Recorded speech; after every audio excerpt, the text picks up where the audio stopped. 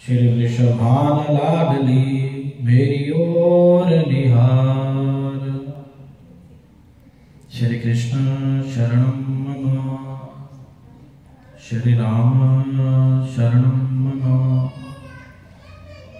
श्री गुरुवे शरणं मम। आइए भगवान के श्री चरणों में ध्यान लगाते हुए शून्य भाव मन में, करने वाले भी वही प्रभु, करवाने वाले भी वही प्रभु, ऐसा एक एक भाव ईश्वर में रखते हुए कि हे ईश्वर, आपकी इच्छा से ही ये सारा संसार गतिमान है, गति करता है। आपकी इच्छा के बिना कुछ संभव नहीं। एक क्षण मात्र भी यदि अपनी इच्छा से ये जीव गति कर सके, ऐसा कदापि संभव नहीं। बार बार हमारे धर्म शास्त्रों में ऐसा आया है। स्वयं भगवान ने कहा, यो मां पश्यति सर्वत्र सर्वं च मयि पश्यति। मैंने जो सारे संसार में मुझको देखता है, सर्वं च मयि पश्यति, उसको मैं सब जगह दिखाई देता हूं। गंधर्व, किन्नर, जलज, अंडज, जो कुछ भी है मेरा ही स्वरूप है। तस्याहं न प्रणश्यति स च मे न प्रणश्यति। और जो मुझको एक बार अपना लेता है उसका मैं कभी त्याग नहीं करता। जो मुझको सारे जगत में देखता है, कण कण में देखता है, उसको मैं कण कण में देखता हूं। और जिसका एक एक भाव मुझ में नहीं है उसको मैं दिखाई नहीं देता, उसके ऊपर कृपा नहीं होती। जब भगवान की कृपा होती है तो अहेतु की कृपा होती है। प्रभु प्रेमियों, हमने आपको बार बार कथाओं के माध्यम से बताया कि भगवान में स्वाभाविक प्रेम होना चाहिए, समभाव ईश्वर में होना चाहिए। अति शीघ्र कल्याण होता है, भगवान की कृपा होती है। और बार बार कथा में बताया कि प्रेम ईश्वर में कैसा समभाव वाला होना चाहिए। धन से प्रेम नहीं करना चाहिए। प्रेम किससे करना चाहिए? ईश्वर से करना चाहिए। तो यहाँ एक प्रश्न स्वतः ही बनता है कि यदि धन से प्रेम ना करें तो धन के बिना तो कली काल में गुजारा नहीं हो सकता है। तो प्रभु प्रेमियों, सत्य घटना आपको हम सुनाते हैं मलुका भक्त की। बड़े दिनों से चाह रहे थे सुनाना, लेकिन इस कथा का नंबर ही नहीं आ रहा था। मलुका भक्त हो गए। माने धन से प्रेम ना करें, धन ना इकट्ठा करें तो जीवन कैसे चले? धन के बिना, लक्ष्मी के बिना कली काल में जीवन बड़ा कठिन है। प्रभु प्रेमियों, एक मलुका डाकू हुए और इनका जो सरदार था उसने इन सारे डाकुओं को शिक्षा दे रखी थी कि जहां पर भगवान का भजन हो, सत्संग हो, वहां पर भूल कर भी कभी जाना नहीं। बोले साचे दरबार की जय। सदगुण और दुर्गुण की परिभाषा हमने आपको बताई है कि जो दुर्गुणी मनुष्य होता है उसको ये शिक्षा मिली हुई होती है, उसकी बुद्धि ही ऐसी होती है कि अच्छी जगह कभी वो ना जाए। तो मलुका को भी ये शिक्षा दी थी उसके सरदार ने कि जहां भगवान की कथा हो, भागवत की कथा हो, सत्संग हो, वहां भूल कर भी मत जाना। अगर कभी चले जाओ, वहां से गुजरना पड़े तो अपने कानों में उंगलियां दे लो, आपको वो आवाज सुनाई ना दे। बोले साचे दरबार की। ये शिक्षा दे रखी थी मलुका के सरदार ने। एक दिन की बात है, मलुका चोरी करके वापिस अपने सरदार के पास आ रहा था। पता नहीं किसका धन चुराया हुआ था और सारा धन कुछ पीठ पर लादा था, कुछ सिर पर लादा था। और जैसे ही जंगल में जा रहा है, रास्ते में एक गांव आया। अब जैसे ही गांव से निकला, वहां पर भागवत की कथा का आयोजन हो रहा था, और जहां पर सत्संग हो, भागवत की कथा हो, भगवान की बातें हो, तो कैसी स्थिति होती है? बोलने वाला एक होता है और हजारों सुनते हैं। और कहीं ऐसा नहीं होता, ये नियम है कथा का कि जब भी कथा सुनो तो चुप रहना चाहिए। वक्ता बोलता है और श्रोता सुनते हैं, ये नियम कथा का है। अगर ऐसा नियम ना हो तो प्रभु प्रेमियों, 1000 आदमी इकट्ठे बैठे हो और एक आदमी बोल रहा हो, वो चुप नहीं रह सकते हैं। ये नियम कथा का है कि जो वक्ता है वो बोले और श्रोता सुने। अब ऐसे ही कथा हो रही थी और पंडित जी कथा कर रहे थे, और कथा में बार बार कहते पंडित जी कि मनुष्य को कुछ करने की जरूरत नहीं, भगवान बैठे बिठाए खिलाते हैं। भागवत कथा में बार बार आता है, सारे शास्त्रों में बार बार आता है कि जीव को कुछ करने की जरूरत नहीं प्रभु प्रेमियों, क्योंकि जब जीव पैदा होता है तो भगवान ने 2 रक्षक दे दिए उस जीव को। बोले सच्चे दरबार की। माता पिता के रूप में नंगन अवस्था में जीव आया, लेकिन माता पिता उसकी बड़े प्रेम से रक्षा कर रहे हैं। विचार कीजिए, उस ईश्वर ने 2 रक्षक पहले दे दिए। थोड़ा बड़ा हुआ, बस्तर से ढकने के लिए मिल गए। थोड़ा और बड़ा हुआ तो अन्न, दूध, सारी भक्ष्य सामग्रियां उसको खाने के लिए मिलने लगी भगवान की कृपा से। इसलिए बार बार पंडित जी कह रहे थे कि भगवान बैठे बिठाए खिलाते हैं, जीव को कुछ करने की आवश्यकता नहीं। अब जैसे ही मलुका वहां से गुजर रहा था, सिर पर चोरी किया हुआ माल था और पीठ पर भी जो चोरी का सामान था वो लदा हुआ था, और भगवान की कृपा से क्या हुआ, एक पत्थर से ठोकर लगी और गिर पड़ा। बोले के कान में गोलियां दी हुई थी ना कि आवाज ना सुनाई दे, और जैसे ठोकर लगी वो उंगलियां निकल गई कान से, और बात सुनाई दी पंडित जी की कि जीव को कुछ करने की जरूरत नहीं, भगवान बैठे बिठाए खिलाते हैं। अब जैसे मलुका ने बात सुनी, गठड़ियां रखी साइड में और सोचने लगा, अरे मलुका तो वास्तव में चोर नहीं, महामूर्ख भी है साथ में। अगर भगवान बैठे बिठाए खिलाते हैं, सब कुछ भगवान करते हैं, तो मैं क्यों चोरी कर रहा हूं? मुझे क्या जरूरत है ये कुछ करने की? कहां पहुंच गया मलुका, 1 नंबर का डाकू पंडित जी के पास। जैसे कथा समाप्त हो गई, पंडित जी के पास गया और पंडित जी से कहा, पंडित जी आज आप जो 1:10 पर बात कह रहे थे ना बार बार कि भगवान बैठे बिठाए खिलाते हैं, वो सच्ची है? बोला हाँ मलुका, वो सच्ची बात है। अरे भागवत में लिखा है, मैं झूठ क्यों बोलूंगा कि भगवान बैठे बिठाए खिलाते हैं, सब कुछ करने वाले भगवान हैं। पंडित जी विचार कर लीजिए, मैं कोई साधारण श्रोता नहीं हूं। सकार को टोरंटो का किया आपने बोला और हमने सुन लिया। बोले सच्चे दरबार की। मैं वैसा श्रोता नहीं हूं, मैं 1 नंबर का डाकू हूं मलुका, और अगर आपकी बात झूठी हुई तो मैं आपका सर काट दूंगा। बोले सच्चे दरबार की। प्रभु प्रेमियों, पंडित जी भी कोई हम जैसे थे। क्या कहा? बोला मैं कभी झूठ नहीं बोलता, जो यहां लिखा है वो मैंने बताया। स्वयं भगवान ने कहा, कर्मण्यवादी करस्ते मां फलेषु कदाचन, कर्म कर फल की इच्छा मत कर। बैठे बिठाए भगवान देते हैं, ये बात सच्ची है, शास्त्रों में लिखी है। पंडित जी, यदि भगवान का नाम लेने से ही सारे काम हो जाएं, तो जीव को काम करने की जरूरत क्या है? उसी क्षण पंडित जी ने मंत्र दे दिया, ओम नमो भगवते वासुदेवाय। अरे बोलो कैसा मंत्र को जप, इसका जाप कर, भगवान की कृपा होगी। मलुका बड़ा जिद्दी था, डाकू था ना, और पंडित जी एक बात समझ ली कि भगवान बैठे बिठाए खिलाते हैं। कहां चला गया? जंगल में। सामान वही छोड़ा जो चोरी किया हुआ था। अब जंगल में चला गया, मंत्र का जाप करने लगा और ऐसी जगह ढूंढने लगा जहां भगवान ना पहुंच सके। बोले सच्चे दरबार की।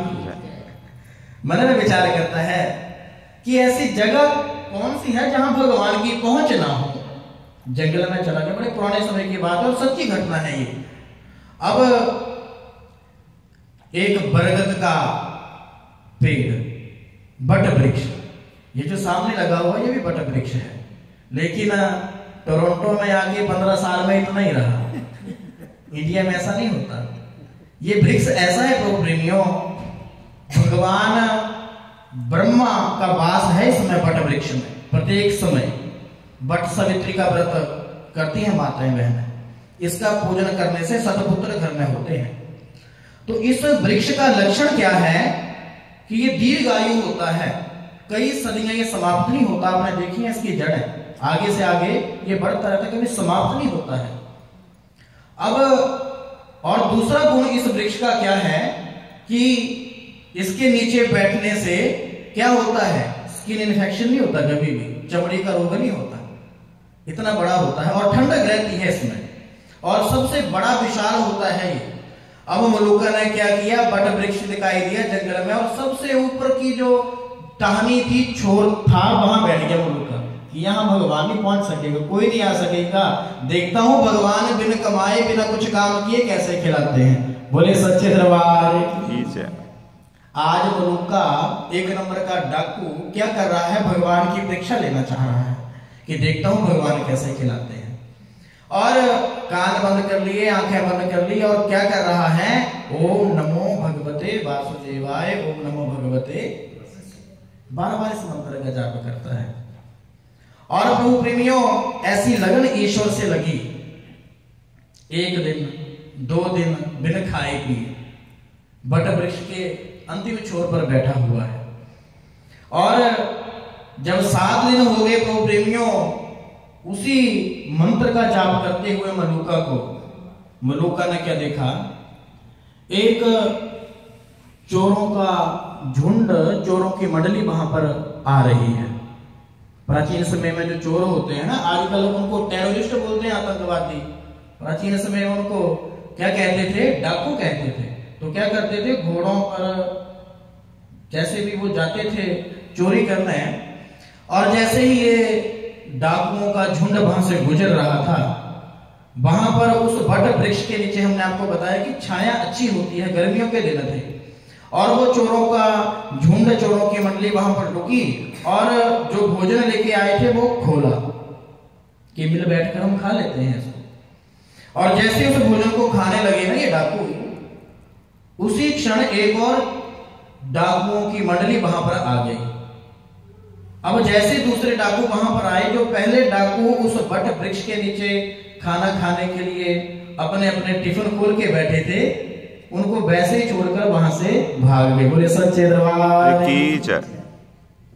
जैसे ही दूसरे डाकुओं का झुंड वहां पर आया, उन्होंने देखा कि इस घोर गर्मी में इस बट वृक्ष के नीचे मलूके की तरफ किसी का ध्यान नहीं है, तो भगवान की माया हो रही है नीचे।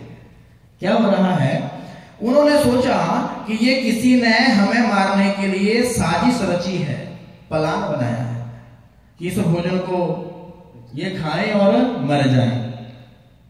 तो जो डाकुओं का सरदार था, जो डाकुओं की मंडली बाद में आई, उसने अपने सारे डाकुओं से कहा, सैनिकों से कहा, इधर उधर देखो कोई ऐसा आदमी तो नहीं है जिसने इस भोजन में जहर मिलाया हो, पॉइजन मिलाया हो। और खोज होने लगी उस मनुष्य की। अब जैसे ही डाकुओं ने इधर उधर ध्यान किया, महाराज मलूका बैठा हुआ है ऊपर। बोले साचे दरबार की। 7 दिन बाद आंखें भी खुल गई हैं। जिसने 7 दिन से ना पानी पिया हो, ना भोजन किया हो, जिसको 4-4 टाइम खाने को पिज्जा बर्गर मिलते हैं, उनकी बात नहीं कर रहे हैं। प्रभु प्रेमियों, भोजन का मूल्य उसको पता है जो एक दिन जब हम फास्ट करते हैं ना, व्रत करते हैं, एक टाइम हम खाने को कहते हैं, फिर देखिए सूखी रोटी भी मिल जाए वो भी स्वाद लगती है।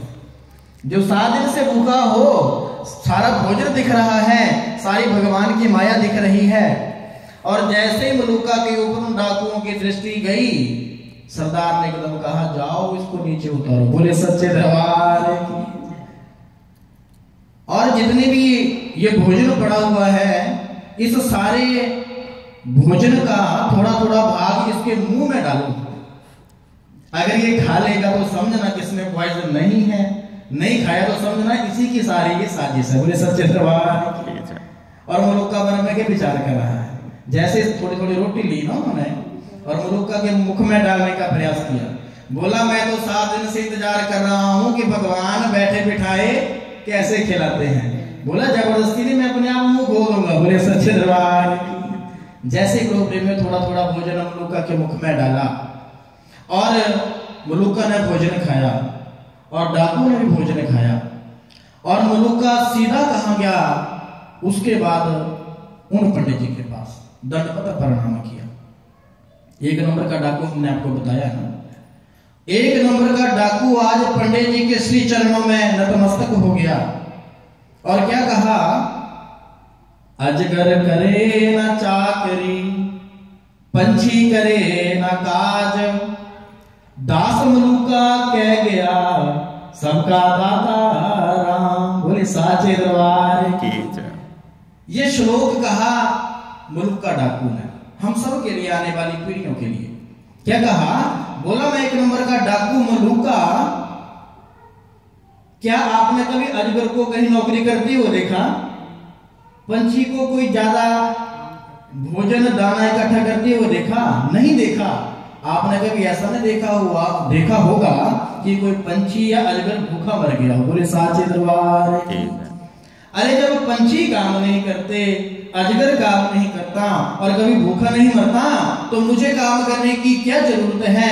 वो ईश्वर बैठे बिठायों को भी देते हैं। ये मुरुक्का 1 नंबर का डाकू आने वाली सारी पीढ़ियों को ये बता रहा है। बोले साचे दरबार। इसलिए प्रेमियों, ये कोई असत्य घटना नहीं, सच्ची घटना हमने आपको सुनाई। आप अगर उस क्षेत्र में जाएंगे ना साउथ में, तो आज भी मुरुक्का का नाम सब जानते हैं। जैसे हम धन्ना का जानते हैं ना, वो मुरुक्का का नाम जानते हैं इसी कारण। और मुरुक्का ने सबको बताया, चोरी करना छोड़ दी और भगवान का सत्संग करना आरंभ कर दिया। हमने बार बार आपको बताया प्रेमियों, अगर एक घर में सारे नहीं, एक भी ईश्वर का भक्त है तो भी परम कल्याण हो जाता है। बार बार धर्मशास्त्र में यही बात बताई गई है, सर्वभूतानि चात्मनि। क्या कहा, ममैव अंश जीवलोक इह सनातना। क्या कहा, अरे सनातन, अरे अर्जुन, धर्म को जानने वाले, ये जो जीव है ना, ये मेरा ही अंश है, मेरा ही स्वरूप है। तो अर्जुन ने दोबारा प्रश्न कर दिया। बोले सच्चे दरबार। बोला भगवान आप बताते हैं कि मेरा ही अंश है, तो बार बार जन्मता मरता क्यों है? अगर आपका अंश ये जीव है, ये सारे जीव आपका ही चलता फिरता स्वरूप है, तो बार बार मरते जन्मते क्यों हैं? क्या कहा, बोला कर्मों के अनुसार। कैसे? तृष्णा के लिए इसको बार बार आना पड़ता है। कैसे? उदाहरण से समझिएगा। जैसे आप यहां सत्संग सुनने आए हैं और आपके पास एप्पल का फोन है $2000 का और यहां वो रह जाए, आप घर में जाएंगे तो उसको लेने दोबारा आएंगे कि नहीं आएंगे? आएंगे। उसी प्रकार जो इच्छाएं मन में रह जाती हैं, उनकी पूर्ति के लिए जीव को बार बार जन्मना पड़ता है, बार बार मरना पड़ता है। इसलिए क्या कहा, सर्वधर्मान परित्यज्य मामेक शरणं व्रज। सब कुछ छोड़कर मेरी शरण में आ जा। और ये जो भगवान का नाम है प्रेमियों, बड़ा सरल है। इसको सरलता से भी प्राप्त किया जा सकता है। प्रहलाद से जब पूछा ना, प्रहलाद का प्रसंग हमने आपको सुनाया कि भगवान को आपने प्राप्त किया, अब ये बताओ कि भगवान को प्राप्त करना सरल है कि कठिन है? बोले सच्चे दरबार। प्रहलाद से पूछा विद्वानों ने कि आपने भगवान को नृसिंह रूप में प्रकट होने के लिए, अवतरित होने के लिए मजबूर कर दिया, भगवान को आना पड़ा, तो बताओ कि भगवान को प्रसन्न करना कठिन है कि सरल है? तो प्रहलाद ने क्या कहा, बोला प्रसन्न करना तो उसको कठिन होता है जो दूर है, जो बैठा हृदय में है, प्रत्येक क्षण साथ में रहता है, उसको प्रसन्न करना कोई कठिन काम नहीं है। भगवान को प्रसन्न करना वास्तव में बड़ा सरल काम है। बोले सच्चे दरबार की। इसी प्रकार प्रेमियों, एक ही का भाव जीव का ईश्वर में होना चाहिए। जैसे एक बार एक सेठ था ना, और 4 बेटे थे, 3 की शादी हो गई है, 1 की शादी नहीं हुई थी। अब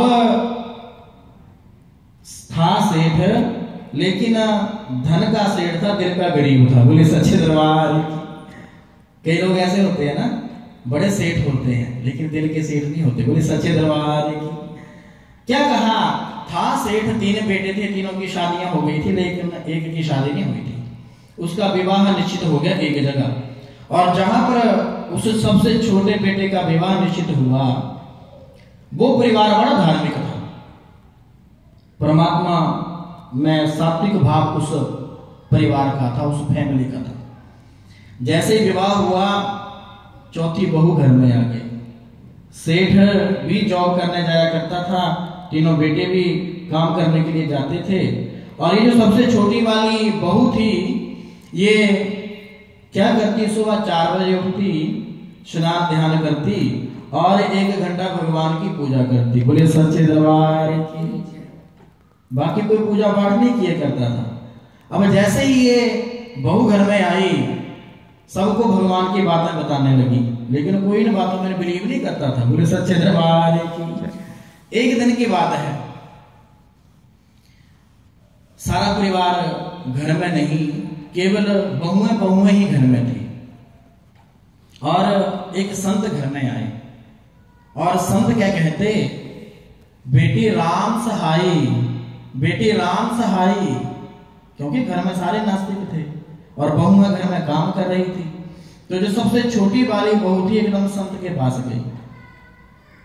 संत क्या कहते, बेटी राम सहाई, यानी वो भिक्षा मांग रहे थे, अन्न मांग रहे थे। जैसे उसने राम सहाई कहा, सबसे छोटी बहू ने क्या कहा, बोला बाबा यहाँ से भाग जा, यहाँ पर ना तो राम है ना कोई सहाय है। बोले सच्चे दरबार। क्या उत्तर दिया, संत ने कहा बेटी राम सहाई, बोला बाबा पज जाए तो मैं थे, राम हैगा ना सहाई हैगा, डंडे बैठे। बोले सच्चे दरबार की। बोला तो खा क्या रहे हैं, बोला पिछली कमाई। क्या कहा संत ने, क्या कहा, बोला जब राम है ना सहाय है तो खा क्या रहे हैं। बोला पिछले जन्मों में जो बांटा है ना वो मिल रहा है, उसके कारण सेठ बने हैं। बोला अगले जन्म के लिए।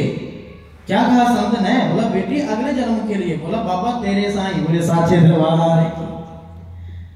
बोला महात्मा जी आपकी तरह दर दर मांगना पड़ेगा, कोई देगा नहीं जैसे मैं आपको बोल रही हूं।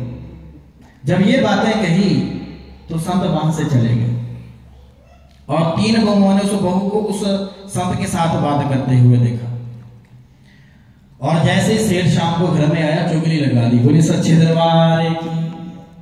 क्या कहा, बोला पिताजी ये जो नई बहू आई है ना, इसका चरित्र अच्छा नहीं है। आज पता नहीं कौन महात्मा आया था, उसके साथ गप्पे लगा रही थी। बोले साचे दरबार की। और बहू को बुलाया कि बेटी कौन आ जाया था, किसके साथ बातें कर रही थी। बोला पिताजी कोई महात्मा आए थे, मुझे कहा राम सहाय, मैंने कहा ना तो राम है ना तो सहाय है। उसने कहा कि खा क्या रहे हो, मैंने कहा पिछली कमाई। बेटी क्या ये बातें सच्ची होती हैं, दिया गया दान हमें मिलता है। बोला हाँ पिताजी, मैंने सुना है ब्राह्मणों के मुख से, पढ़ा है धर्म ग्रंथों में कि जैसा हम दान करते हैं, अन्न दान करने से धन मिलता है, अन्न मिलता है, जैसा दोगे वैसा मिलता है, गुना 1000 करके वापस मिलता है। अब जैसे ये बात इस बहू ने बताई, सेठ का हृदय पिघल गया, और क्या कहा, बोला बेटी आज के बाद जो भी मांगने वाला घर में आए ना, ये जो अनाज का बड़े बड़े बर्तन होते हैं ना इंडिया में, आपने देखे हैं, उन बर्तनों में जब अनाज डालते हैं, जो अनाज डालते डालते बाहर गिर जाता है, उस अनाज को इकट्ठा करना और एक जगह रख लेना, और आज के बाद जो भी मांगने वाला आए उसको डाल देना। बोले सच्चे दरबार की। आज सेठ पिघला, लेकिन पिघला कैसे, बोला जो गार्बेज वाला अनाज है उसको बांट देना संतों में। लेकिन बहू बड़ी चालाक थी, उसने क्या किया, उस अनाज को पिसाया, और पत्थर कंकर जो भी साथ में, उनको भी साथ में पिसा दिया, और उसकी बड़ी बढ़िया रोटी बनाई। और जैसे ही शाम को सारे भोजन करने के लिए बैठे, अपने ससुर की थाली में वही रोटी रखी जो अनाज अच्छा नहीं था, और जैसे ही ससुर ने अनाज खाया, प्रभु प्रेमियों क्या कहा, अरे बेटी आज तूने ये कैसा अनाज दे दिया, रोज तो अच्छा बनाती थी। बोले सच्चे दरबार की। बोला पिताजी जैसा हम दान करते हैं वैसा मिलता है, और मुझे ऐसा पता है कि आपको ऐसा खाना पड़ेगा, क्योंकि आपने मुझे प्रेरित किया ऐसा करने के लिए, तो मैं आपको स्वभाव डाल रही हूं कि मरने के बाद आपको ऐसा खाना पड़ेगा।